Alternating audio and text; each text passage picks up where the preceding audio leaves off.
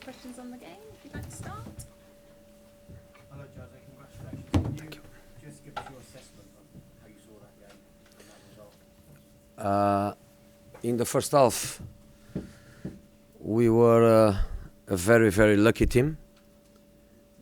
A first half that should be game over.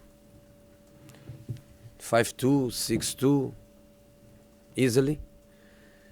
And in the second half, until we score, I was feeling that we were a very unlucky team, because in the second half we should score 3, 4, 5 goals, and we didn't. So I think is what we traditionally call a game of two halves, where in the first half Bournemouth was the best team by far, and in the second half United was the best team by far. Does that become a bit of a theme? Can you put your finger on why it's happening? Why you seem to be starting slowly and then picking up in the second half? I'd like to answer. That is hard for me to answer. I think when we make a defensive mistake, I think instead of forget and keep playing, I think is like something that triggers instability.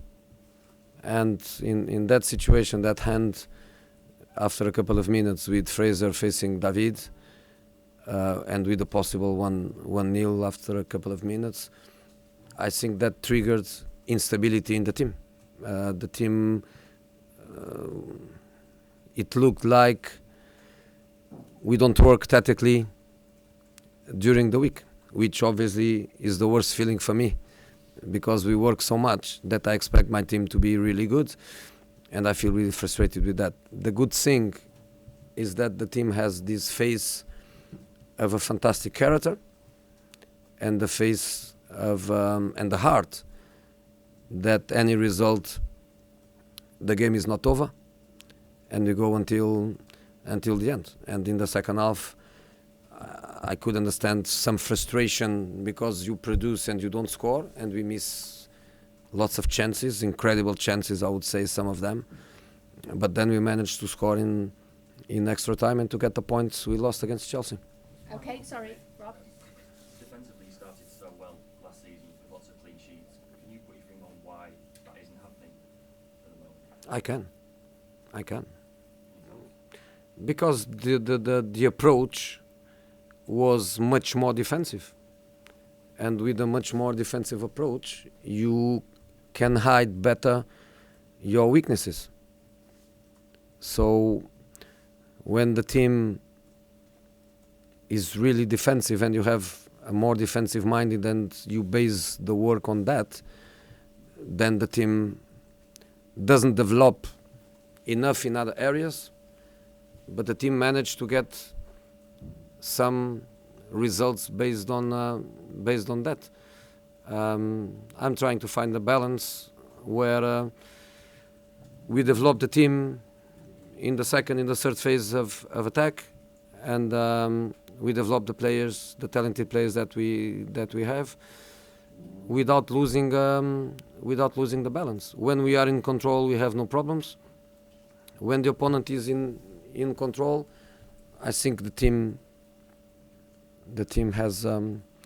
has problems. But it's fantastic to have this feeling of doesn't matter the result. We know that the game is not over. Doesn't matter how many minutes to the end of the game. We have the feeling of anything can happen, and even missing chances like we did in the second half, chance after chance after chance, they keep going until the end, and that I think is a fantastic quality for a team. Joe. So Jose, at Chelsea you had Drogba and Costa, they're always on the team sheet. At United, you're looking for that number 9. You can have Lukaku 1 week, Sanchez today played very well. No, Lukaku played every game. Yeah, right. Lukaku played every game. He was on the bench just to rest one or another match. The way I like to play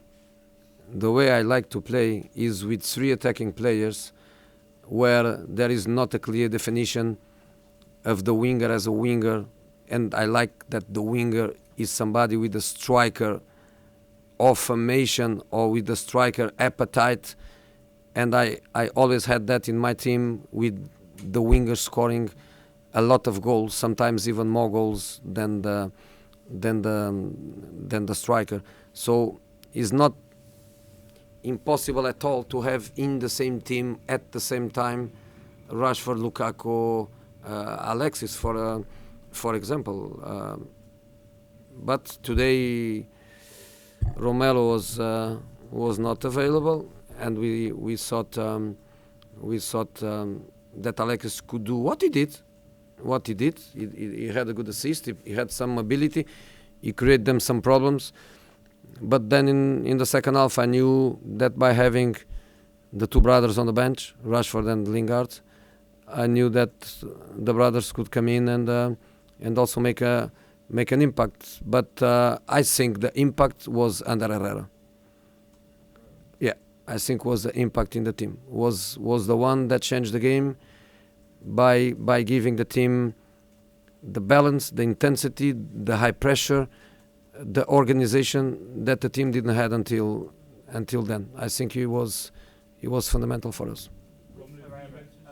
with Herrera, he's played quite a defensive role under you. Do you still see him as a more defensive-minded player? Because he played very well in attacking way today, or does it depend on the circumstances? No, I think he's a player of balance. He's not an incredible creator. He's not an incredible goal scorer. He has a little bit of everything, but I think he's a player of balance. He's a player of knowledge. His tactical knowledge is big. He understands what I want. He understands what the team needs. And today, in theory, you say, come on, 1-1, you bring Herrera. I brought Herrera, but then Ashley Cole started attacking more. Luke Shaw started attacking more. Paul get much more freedom. The team recover balls higher. And then we become more offensive in the period after under. So I think it was really good for us.